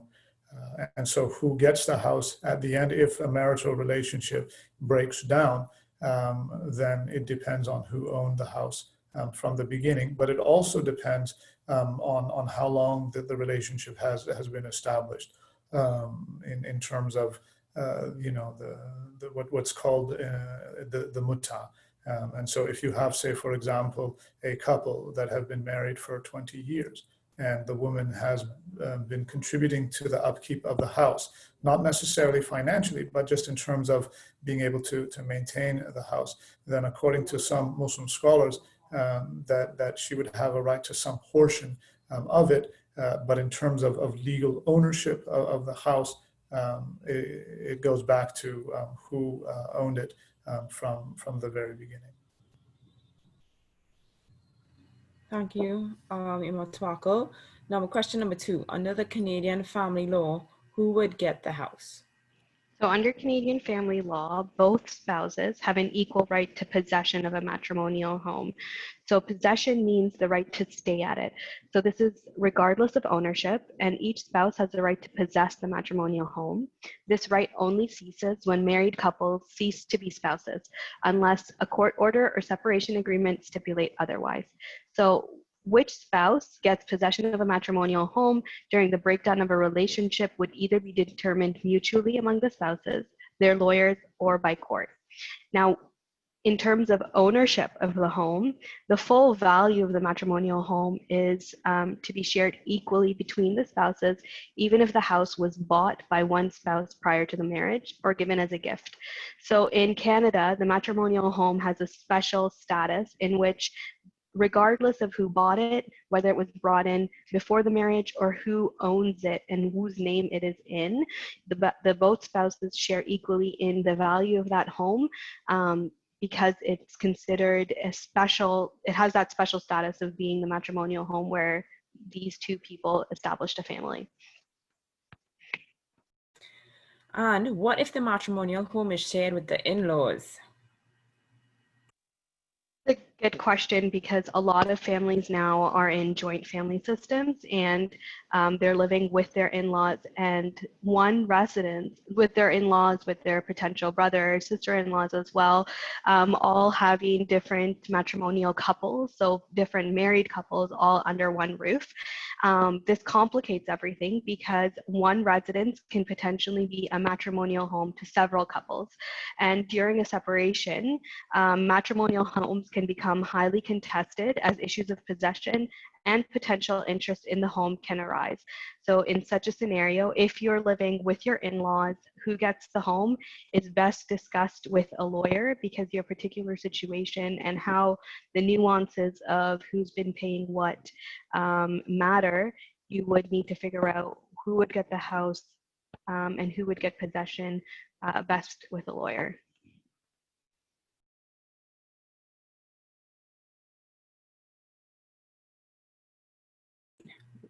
Is the mahar legally enforceable in Canada? So Islamic contracts and mahar and nikah contracts, mahar contracts, are and can be legally enforceable in Canada, but there are stipulations. So it can be legally enforced in Canada, and it can also not be legally enforced in Canada. It depends on how the contract was written. So if you are about to get married and you are writing and talking about your mahar, you may need to make sure that it's in writing. It's explicit that it is a mahar, and that it is specifically for the woman alone in the case of a marriage breaking down, if that is how you want it. Because in the Islamic understanding, and Sheikh Tawakkul can correct me if I'm incorrect, is that in the marriage breakdown, this mahar amount is solely for the female itself. And if you want to make sure that that happens in Canadian law, then you have to make sure that it's explicit in your marriage contract that the mahar in the case of a marriage breakdown goes solely. Lena, let me just interject for a minute. I'm sorry to disrupt you. We do have a spammer on with us, and we do apologize to all participants. We are trying to get the matter under control. I could have left this in the chat, but I realized that we need to address it on the video call. So at some point, we believe we may have been hacked to some degree. So we are going to continue and proceed. But we just want to reassure all participants that the facilitators are treating this seriously. All right, thank you. Sorry, Lena. No problem. Thanks again. Just let me know, and you can stop me whenever things get out of control and we need to take a pause. So in order for the mahar to be excluded, I need to also explain what net family property means. So when a couple separates, usually the value that the couples create during the time of their marriage is then minus their debts, is separated and given 50% to each party. Now, for that to happen, for that to make sure that the mahar is not included. So for example, if somebody got $100,000 in their mahar, to make sure that in the end of the day, 50,000 of that doesn't go back to the male spouse, you need to be explicit in your contract that the mahar needs to go to just the woman at the time of divorce, and that it's not part of the net family property, but it's separate in times of equalization. So I know this is a little bit of more legal jargon, but if you are to get married and you are stipulating mahar, just make sure that it is excluded in the division of net family property should a separation arise. But it is recognized in Canada. And just to add, I think that that's one of the reasons why it's important to be able to drop domestic contracts, prenuptial agreements and whatnot, because I'm not sure how much weight the Islamic marriage certificate that has these conditions have, because these are sometimes done outside of the Canadian legal system. And that's something that I'm not exactly sure how much legal weight those documents have. So they would have the same weight as long as it says, maybe this is something that you could bring up, is as long as beside the mahar there is in the legal contract, it says, it specifies that it's for the woman regardless of divorce and should not be included in the net family property.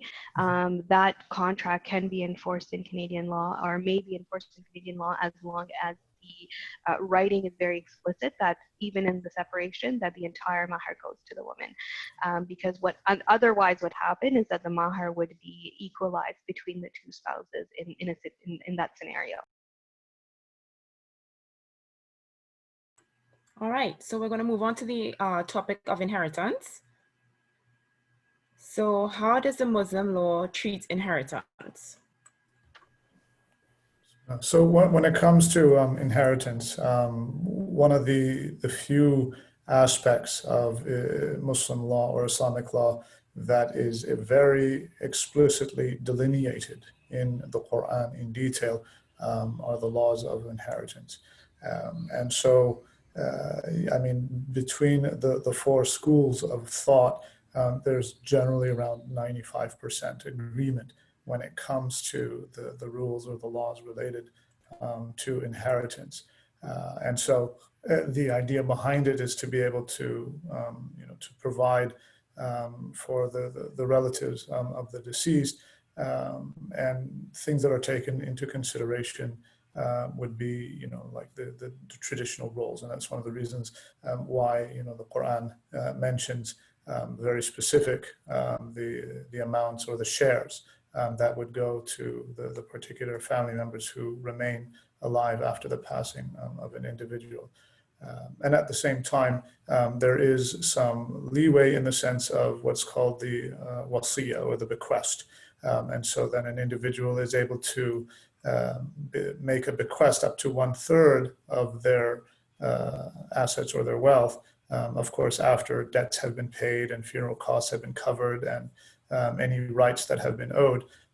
After those have been covered, then there is up to 1/3 that an individual is free to do or to bequest to various sides that wouldn't necessarily be receiving inheritance. And so it gives that leeway to be able for an individual to do with their wealth after a person passes. But the other aspect of it is that a person is actually free to give their wealth to whom they want while they're still alive. And so they have that right in terms of being able to distribute it as they choose while they're still alive. But the inheritance laws kick in only after an individual has passed. Right. Thank you, Mtwako. Question number 2. In Canada, what happens to someone who dies without a will? So firstly, I just want to say it is much more complicated when you pass away without a will in Canada in terms of administration and logistically speaking, and also the possible ways in which you end up having to pay more fees or taxes when you die without a will. So I do encourage everyone, and I'm sure Imam Tawakal would agree, to create a will before you pass away, and make sure that you do with your money what you intend to do, what intends to happen after you pass away. But if a person dies without a will, it is called intestate in Canada, in Ontario, Succession Law Reform Act, and it sets out how the estate is distributed. So according to the Act, unless someone who is financially dependent on the deceased person makes a claim, the first $200,000 is given to that person's spouse. If he or she decides to claim her entitlement. Or the other possibility is that they can take the claim half of the net family property of their deceased spouse. So again, we just went over what net family property means. It means the amount of value that the person, that the couple was able to increase in their wealth during the time of their marriage. So a spouse can either take the first $200,000 or half of the net family property, depending on what is more and what their lawyer, and they can determine that with a lawyer to best figure out what is best for them. So anything over the 200,000 is then shared between the spouse and their descendants, so their children and their grandchildren, according to specific rules. So in Canada, wills, inheritance goes only downwards. It does not ascend as per Islamic law. So your parents do not get any inheritance if your children are alive. If your children are not alive and you don't have any grandchildren, then the inheritance, the law sees who else is alive. For example, your siblings and your parents. But in Islamic law, there is ascendance along with the descendants who inherit. So if that is something that you want to do, you have to make sure that that's something that is included in the will, in your own will when you do create it. So that's just something to be aware of. Okay, thank you very much. Would Yusuf's second wife have a legal right to claim a share in his estate? So Yusuf's second wife is not legally recognized to be a wife in Canada in general. She would technically, or might technically, have a spousal support right if their marriage breaks down while Yusuf was alive, but she has no legal right of inheritance in Canada. And Canadian courts, if Yusuf's second wife was in Canada under a nikah or a common law relationship, inheritance is not recognized for common law relationships either. So even if she was in a common law relationship in Canada and Yusuf passed away without a will, then she gets nothing. So that's something to be very aware of.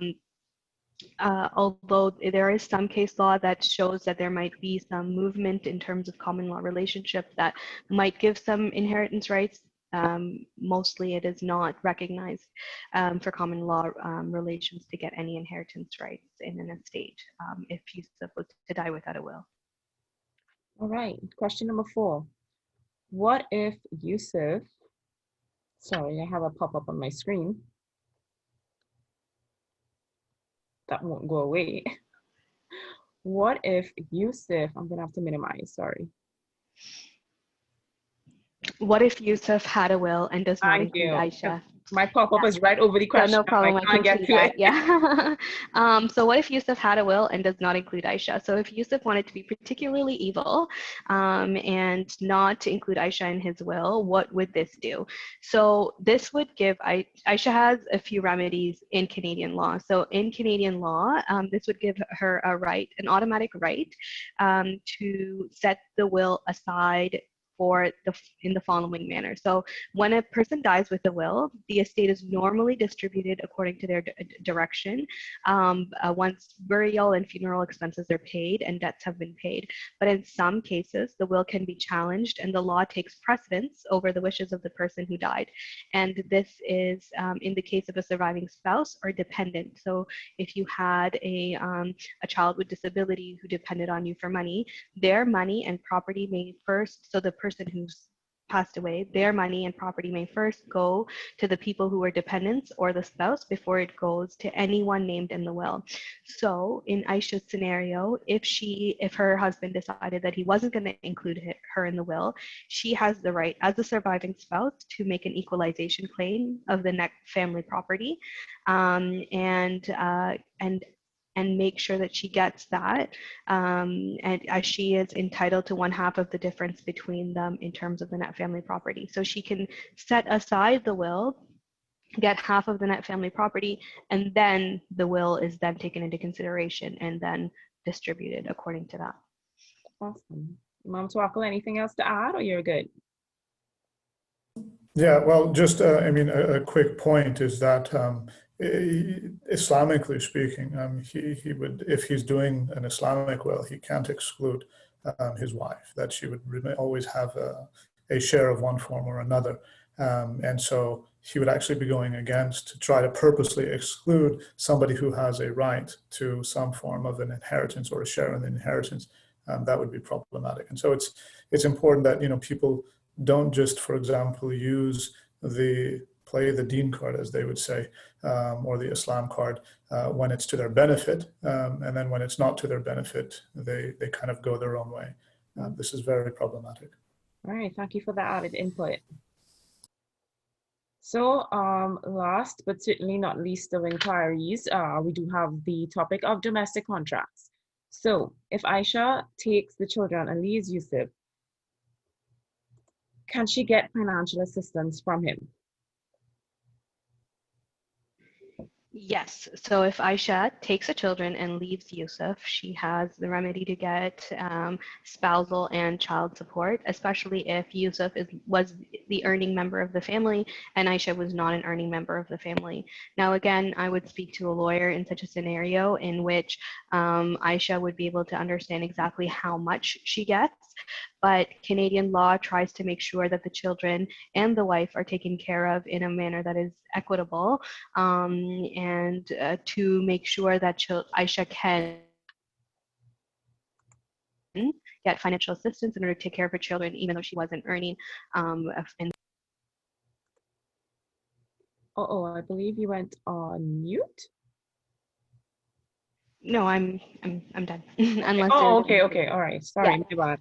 So under the Muslim law, is she entitled to financial support for her children? Yes. As I'd mentioned previously, that if a marriage is dissolved, regardless of who has custody of the children, financial support of the children is always upon the father. And so he would remain responsible for the upkeep and maintenance of his children. And so in scenarios where if all of the children, for example, are under the custody of the mother, and that there is no way for the mother to be able to take care of the children unless, you know, they have, for example, a shelter or whatnot, then the father would be responsible for that. And so there would be an indirect way in which the wife, the ex-wife, would also be receiving that support, in the sense that she would not be able to take care of the children unless she was able to have living accommodations. And so that remains the responsibility of the father. All righty. So that technically brings us to the end of our workshop, but not the end completely. We do have a Q&A section. We just have a few minutes for that, but we do encourage all participants to go to the CCMW website for any other guidelines, brochures, and booklets that they have on there. They have other other recorded content for workshops that they would have had in the past. And there's also a marriage contract toolkit that you can find on their website. You go to the resources, then click on publications, and then scroll until you get to the marriage contract toolkit. So I know we do have a participant with us who wanted to actually address something based on her experience on the custody and access. So we're just going to go back there. I don't believe she posted the question here, but she did ask if she can address it. So Summer, if you don't mind unmuting yourself. And hello. Can you hear me? Yeah. So first off, I want to say thank you. This is an amazing workshop and very important and well put together. So I appreciate being able to be here. The thing I wanted to address is we have a lot of circumstances with women that feel that they have to have full custody in order to get to have their children live with them majority of the time, and to have and to be able to get child support. And I just wanted to make clear that that is absolutely not the case. A lot of judges actually encourage, a lot of lawyers even encourage shared custody because it is the right.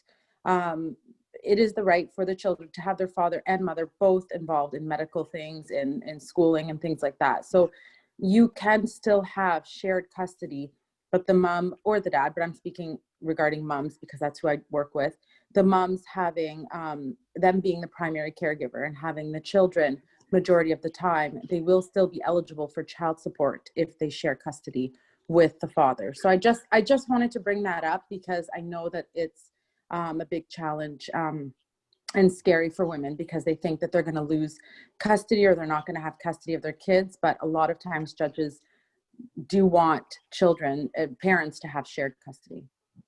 All right, thank you so much, Summer, for that.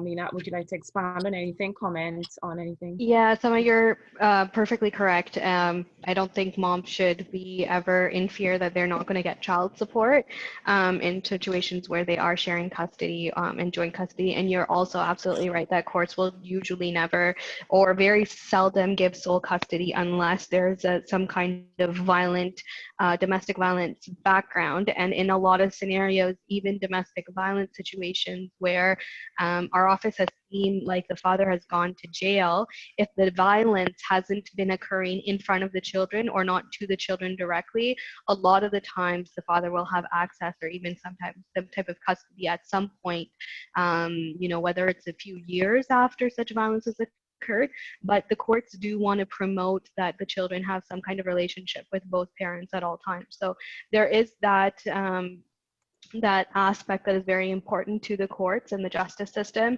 and they will have some shared custody scenario usually encouraged in the end, at least, even if it's not right at the beginning of a breakdown of a relationship. All right. So, Lena, we did. I just want to let people know, because they are starting to leave, that I am posting the evaluation link in the chat. If you could just take a few minutes to do that, as well as all the brochure, the primer links, as well as links to CCMW's website and MRC's websites. Thank you very much. All right. Lovely. Thank you, Hannah. Lena, I did repost your link regarding the Hague Convention. We do have a question from Naveen, though, before we leave. How should a young person getting to know someone for marriage bring up these big issues? It's a good question, I must say. So either one of you, it's this is all you. Yeah, so I mean, I really am a strong proponent of premarital counseling in the sense that it's an opportunity for individuals to be able to have discussions related to these things, because getting to know another individual for the purpose of marriage is not just simply about, you know, knowing some of the basics information about them, or, you know, what their favorite color is, what they like to eat, but it's really about having conversations that would be taking place during the marital relationship itself. And so whether it's financial issues, whether it's emotional issues, whether it's issues about raising children, these different aspects, they need to be explored. And I know there's, for example, an imam in the United States, Imam Muhammad Majid, that he co-authored a book with Salma Abu Qadiri, who is a registered marriage therapist and counselor. And they co-authored this book called Before You Tie the Knot. And at the back of this book, there is a questionnaire of 106 different questions as a premarital questionnaire. So meaning that these are questions in order to have discussions about these things before you actually get married. And that is part of the process of being able to know one another, so that, you know, you're able to deal with these matters, you know, when they accordingly, when they do come up in the marital relationship. But don't wait until, you know, the marriage actually takes place, and then you discover all these different aspects about the person that you ended up marrying that you did not know from before. So I think that that's something that is really, really critical, and especially in our times. This is a preventative measure to help make marriages strong and to prevent breakdowns of relationships. And at the same time, each side knows their rights, right? And all of these different issues that we've talked about today can actually be brought up during these premarital counseling sessions. All right, lovely. I do want to go back to a question that we did get earlier as well from Samira. The children live with the mother. The father does not know where they live because he has been abusive to the mother and the children. He refuses to pay any child support and he has left Canada. Is there a way to make him pay for the child support? And he has a bank account in Canada with an important sum.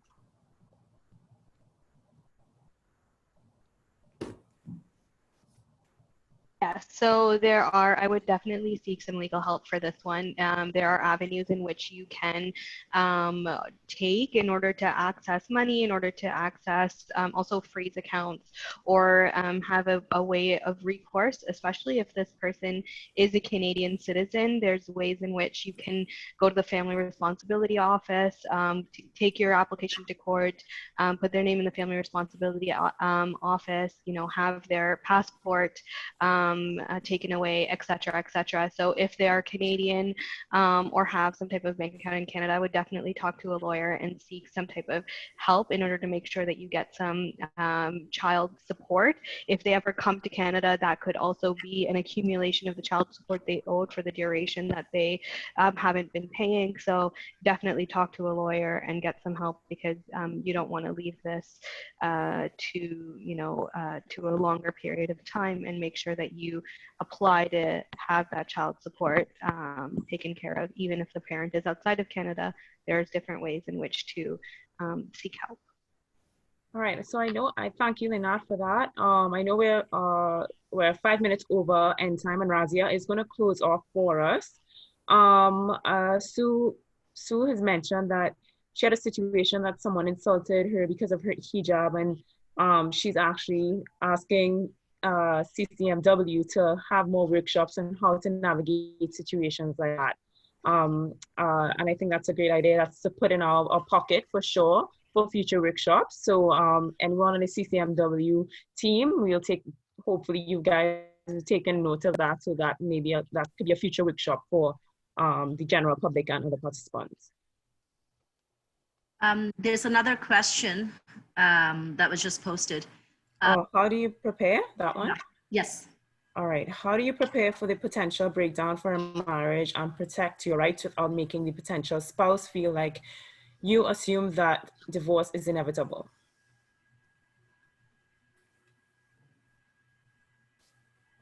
A lot of the times, I think that Sheikh Tawakkol, maybe you should take this on, but I think a lot of the times coming to a lawyer might not be the first place that a person should come if they want to secure their marriage without feeling like you're antagonizing the other spouse.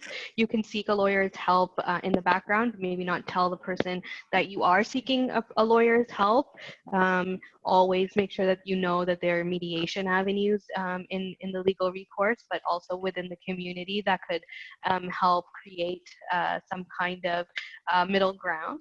But a lot of the times, for a lot of people, once you've come to a lawyer and the other person has found that out, it seems very polarized already, or that a divorce is inevitable. In such a scenario, I would say maybe seek some help virtually with a lawyer, or in a confidential manner. And then maybe the community would be the first place that this person should actually go before they take or talk about legal steps. If they don't feel like they know their rights, then definitely go to a lawyer, but maybe in a different avenue that is not so outright seen as outright antagonizing the other spouse. All right, thank you. So I don't believe we have any more questions in the chat, so we are going to wrap up now. There was a link that was posted for the toolkit, marriage toolkit. We do want to thank Imam Tawakkol, Lynette, and the CCMW, head leads that reached out to us to be a part of this workshop. We really appreciate and we're proud to be a part of this. Thank you for all the work that you put in, meeting with us, the correspondents, Sabrine, everyone who supported us. Henna, Zara, and I are kind of new to this workshop facilitation forum, especially virtually. So thanks again for trusting us with this workshop. We do apologize for the hiccups. We apologize if it may have offended anyone. The content that was on the chat, we do empathize with you, and we hope it was not a trigger in any way for anyone. So I am going to pass the baton on to Razia to close us off. Okay, thank you, everyone. Nicola, you covered some of the things I was going to say. I'd just like to thank you all for joining us today. On behalf of the facilitation team, again, we apologize for the disruptions. We certainly generated some good questions and discussions, and I hope this workshop has been helpful to you all.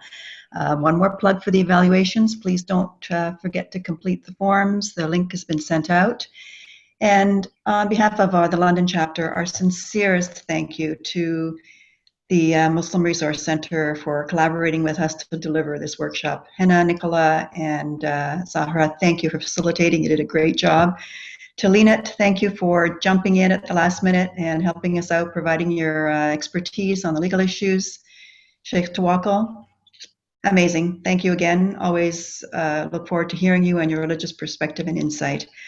The working committee, which included the facilitators, Yasmin Hussain from MRC, Najat Hassan from CCMW, and Tarannum Khan. Thank you for your time and effort. To Sabrine, another shout out, our project coordinator with CCMW National, for all of her assistance and guidance. And last but not least, to the CCMW National for giving us the opportunity to provide this workshop, and keep doing the good work that you do, ladies. We all appreciate it. Thank you so much. Razia, if you could just refer to the chat box just for a second.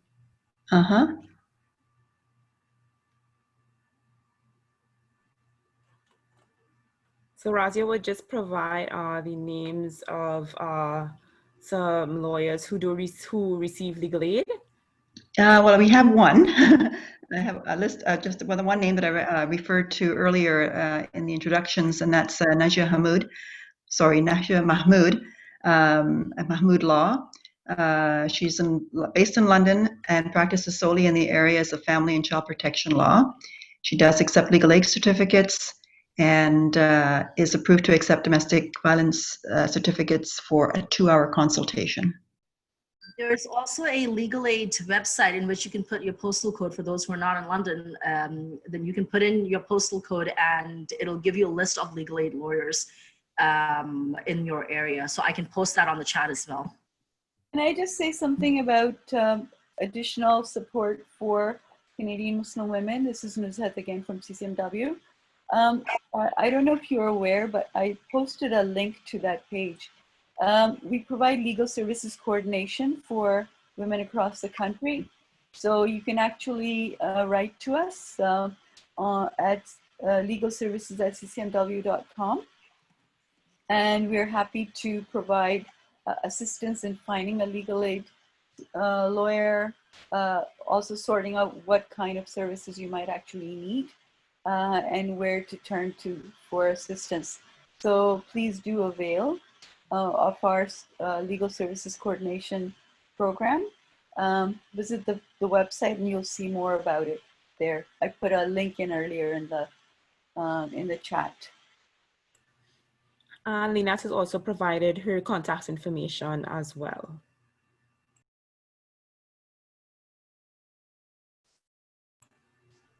All right, I think that's it. So we do thank you all again for participating and being a part of this workshop with us. Yes, there's Zara. Great. Just gonna call on you. Thank you, everyone.